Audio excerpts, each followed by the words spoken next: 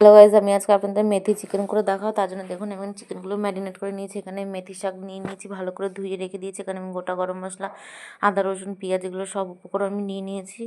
প্রথমে আমি কড়াইতে সর্ষের তেল দিয়ে দিয়েছি। তেলটা গরম হয়ে গেলে আমি এখানে মেথি শাক দিয়ে এটাকে একটুখানি ভাজা ভাজা করে নেবো। এই দেখুন গাইজ, আমার এটা ভাজা হয়ে গেছে। আমি তবে ঠান্ডা করে এটা পেস্ট করে নিয়েছি, আর কিছুটা আমি রেখে দিয়েছি, পরে আমি দেবো বলে।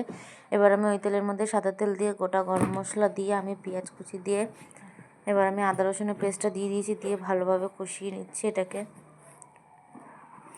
এবার আমি এর মধ্যে চিকেনগুলো দিয়ে এবার আমি আরও ভালোভাবে একটুখানি কষিয়ে নিয়েছি। আমি ঢাকা দিয়ে দিয়েছি যাতে আমার চিকেনটা সিদ্ধ হয়ে যায়।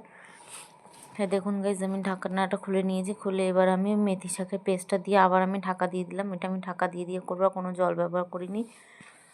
দেখুন এবার আমি এর মধ্যে মেথি শাকটাও দিয়ে দিলাম। আমার মাংসটা পুরোপুরি সেদ্ধ হয়ে গেছে। এবার আমি নামিয়ে পরিবেশন করে আপনাদের দেখাচ্ছি। দেখুন আমি ঘি দিয়ে নামিয়ে নিয়েছি।